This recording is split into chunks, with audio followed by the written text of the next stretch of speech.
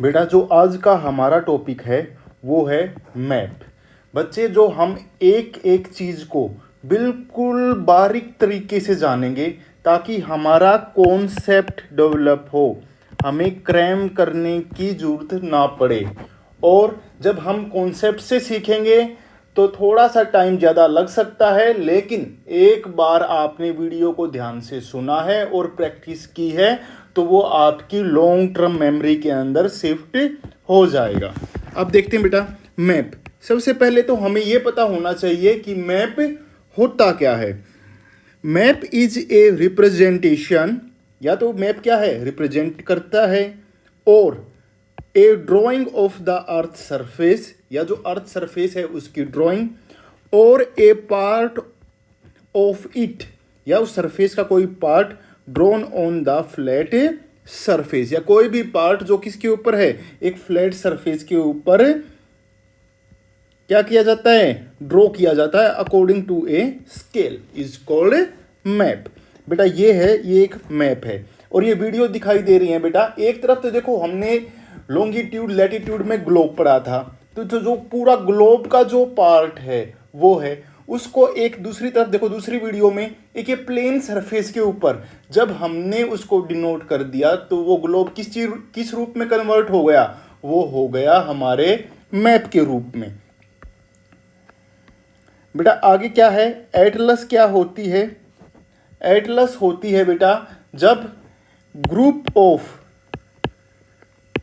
Maps is called Atlas, जब एक book के अंदर कई अलग अलग प्रकार के मैप डाल दिए जाते हैं, कई मैपों का जो ग्रुप होता है उसको क्या कहते हैं, एटलस कहते हैं। और बेटा मैप और ग्लोब में क्या डिफरेंस है, map provide more information than a globe, जो हमारा मैप है वो ग्लोब से ज़्यादा क्या करता है, इंफॉर्मेशन प्रोवाइड करता है। आगे देखते हैं बेटा टाइप ऑफ मैप्स, कि मैप्स जो हैं वो कितने प्रकार के होते हैं। बेटा मैप 3 प्रकार के होते हैं। सबसे पहले फिजिकल मैप, फिर पॉलिटिकल मैप, और फिर आपका थीमेटिकल मैप्स। ठीक है बेटा, पॉलिटिकल मैप्स कौन से होते हैं, पॉलिटिकल मैप्स वे होते हैं जो कि बेटा किसी भी एरिया में या कहीं भी क्या दिखाएंगे, जैसे यहाँ पर माउंटेन, और कहाँ पे माउंटेन है, कहाँ पर क्या है एग्रीकल्चर की ज़मीन है, कहाँ पर रिवर है, इस टाइप के जो चीज़ें दिखाता है मैप उसको पॉलिटिकल मैप कहते हैं। और बेटा इनकी कोई भी यानी वैसे बाउंड्री नहीं होती जैसे कि आपको ऐसे फिजिकल मैप की बाउंड्री मिलेंगी, ऐसे बाउंड्री नहीं होती। ये केवल जो भी जितने भी यानी माउंटेन रेंज है या आपकी रिवर सिस्टम है, प्लेट्यूज हैं, ये केवल उनको दिखाते हैं। आगे है बेटा पॉलिटिकल मैप। बेटा पॉलिटिकल जो मैप होता है वो मुख्यतः आपकी बाउंड्रियों को दर्शाता है। वो जो बाउंड्री होती हैं वो it could be for of the country, village, city, state, यानी बेटा जो बाउंड्री होती हैं वो किसी देश की भी हो सकती हैं, जैसे यहाँ पर इंडिया की बाउंड्री हैं। इसके साथ साथ स्टेट की भी हो सकती हैं, ये स्टेट की भी बाउंड्री हैं। इसके अलावा बेटा इससे अंदर जाएंगे तो भाई एक सिटी की भी बाउंड्री हो सकती है। तो इस तरीके का जो मैप होगा वो पॉलिटिकल मैप्स होते हैं। आगे बेटा बात करते हैं थीमेटिकल मैप्स। थीमेटिकल मैप्स कौन से होते हैं बेटा, जो पर्टिकुलरली केवल एक किसी स्पेसिफिक चीज़ को ध्यान में देकर बनाए जाते हैं। जैसे यहाँ पर क्या है, जो ये मैप बनाया गया है ये आपकी रेन को देख के बनाया गया है कि किस एरिया में कितनी ज़्यादा रेन होती है, और फिर उसको अलग अलग कलरों से डिनोट किया गया है कि यहाँ पर इतने मिलीमीटर बारिश होती है, यहाँ से इतने से ज़्यादा होती है।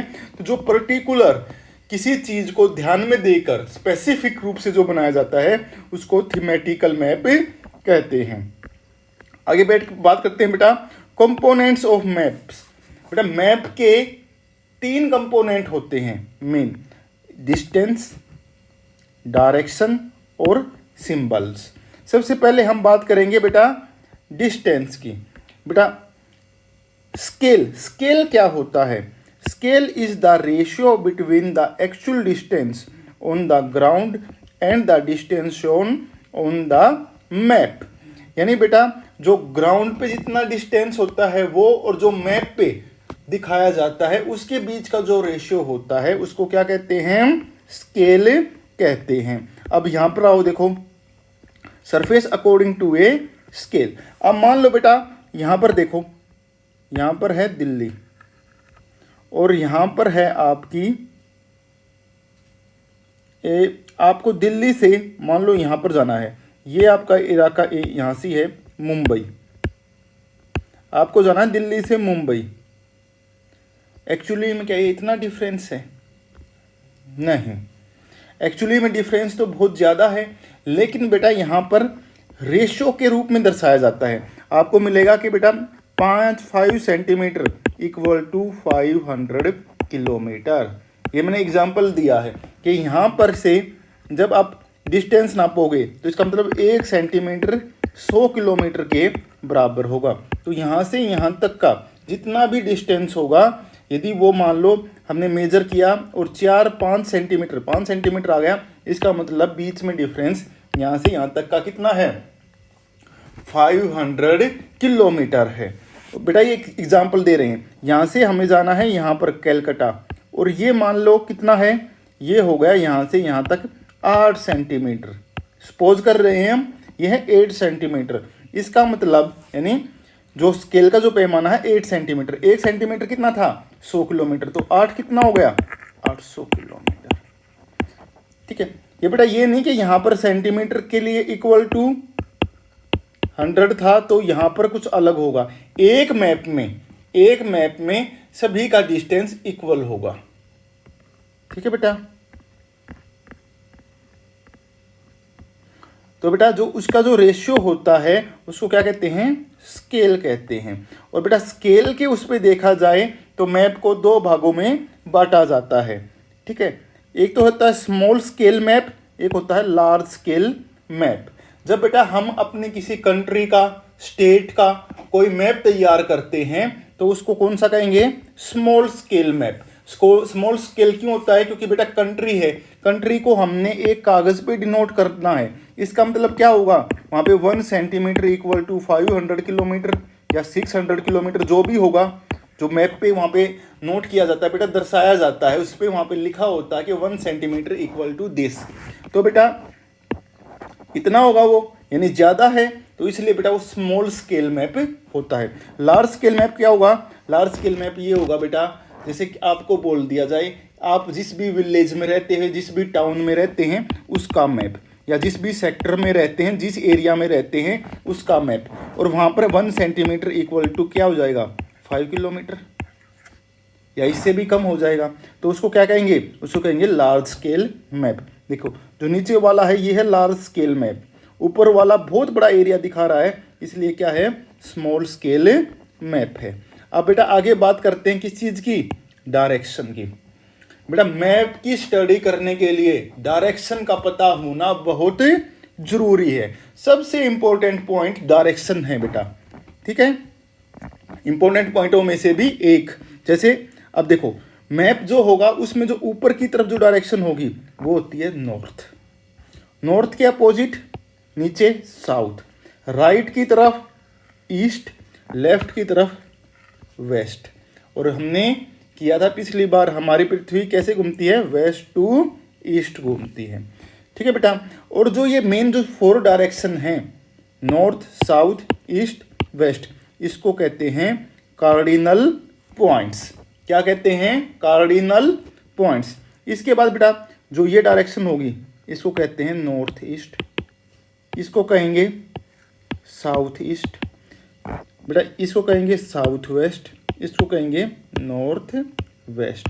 यानी मेनली नॉर्थ और साउथ से घूमेंगी, ये नहीं कि ईस्ट नॉर्थ कहेंगे, नॉर्थ ईस्ट ये हो गई, इधर साउथ है तो साउथ ईस्ट, ये साउथ की तरफ ये एरिया है तो साउथ वेस्ट, ये नॉर्थ की तरफ है तो नॉर्थ वेस्ट। नॉर्थ और साउथ पहले आएगा, जब हम ऐसी डायरेक्शन को जो उनके बीच में है उनको शो करेंगे तो नॉर्थ और साउथ पहले आएगा।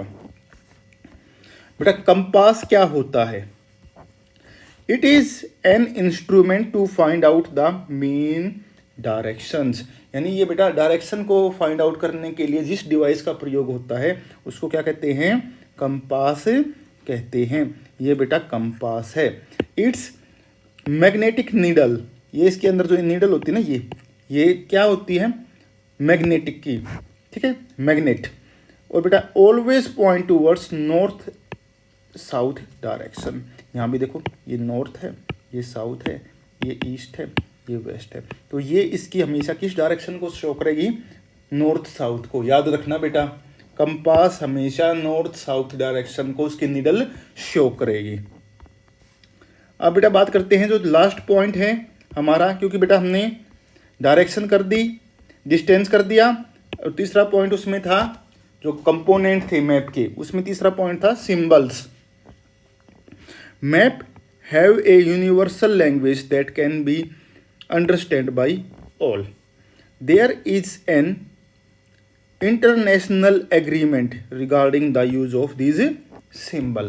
बेटा जो ये सिंबल का प्रयोग होता है ना मैप में, वो इंटरनेशनल लेवल पे सभी जगह एक जैसे माने जाते हैं। और वो लैंग्वेज फिर क्या हो जाती है, जब सभी जगह एक जगह हैं तो यूनिवर्सल हो जाएगी, यानी एक समान हो जाएगी। These are called conventional symbols. इनको कौन से सिंबल्स कहते हैं, कन्वेंशनल। आपको पता होना चाहिए कि कन्वेंशनल, पेपर में आ जाए कन्वेंशन सिंबल कौन से होते हैं। जो बेटा जो पर्टिकुलर डायरेक्शन को शो कर, जो पर्टिकुलर आपको क्या है, जो सिंबल किस चीज़ के होते हैं, यूनिवर्स होते हैं, मैप पर शो करने के लिए होते हैं, उनको क्या कहते हैं, कन्वेंशनल सिंबल्स कहते हैं। जैसे बेटा ये इंपॉर्टेंट है, ब्लू कलर किस चीज़ को शो करेगा, वाटर को, ब्राउन माउंटेन को, येलो प्लेट्यू को, और ग्रीन प्लेन एरिया को शो करेगा। इसके अलावा बेटा स्केच क्या होता है, स्केच वो होता है बेटा जो हम, ठीक है, अपनी क्या है प्रीवियस एक्सपीरियंस से, ठीक है, यानी क्या हुआ बेटा, हम हैं जैसे देखो यहाँ से यानी मेमोरी बेस होता है ये, ठीक है, एक्सपीरियंस भी नहीं कहेंगे, इसमें ज़्यादातर मेमोरी बेस होता है ये।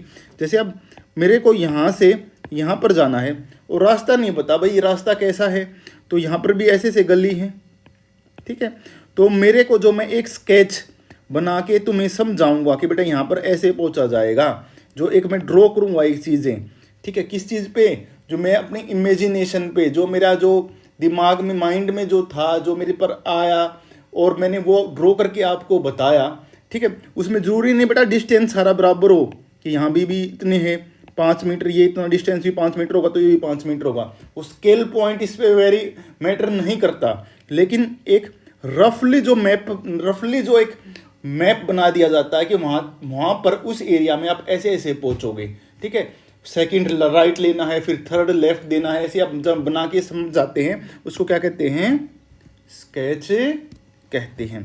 और बेटा प्लान क्या होता है, ये होता है किसी भी एक एरिया को, यानी बहुत ही छोटा एरिया, और उसको लार्ज स्केल पर दिखाना, ठीक है। जैसे घर बनाते हैं, घर को हम बड़ा दिखाते हैं ना बेटा जी, घर में एक रूम यहाँ पे होगा, 10 फीट इसकी ये होगी लंबाई चौड़ाई, और 8 फीट ये हो गई, ठीक है, 10x8 का होगा। यहाँ पर ऐसे एक कुछ चीज़ बनेगी, यहाँ पर भी कुछ ऐसे होगा, ठीक है। इसको जब हम किसी छोटी चीज़ को किसी पर्टिकुलर रीजन से, पर्टिकुलर कोई भी उसके पीछे रीजन होता है, उस कारण से हम उसको लार्ज करके दिखाते हैं, लार्ज स्केल पे, ठीक है, तो उसको क्या कहते हैं, प्लान। तो बेटा ये हमने जो बेसिक चीज़ें थी किस चीज़ के बारे में, मैप के बारे में, उसको हमने जाना है। बेटा आपका जो भी डाउट है आप वीडियो के कमेंट सेक्शन में पूछ सकते हैं। इसके अलावा बेटा डिस्क्रिप्शन में हमारे व्हाट्सएप ग्रुप और टेलीग्राम का लिंक है। थैंक यू बच्चों।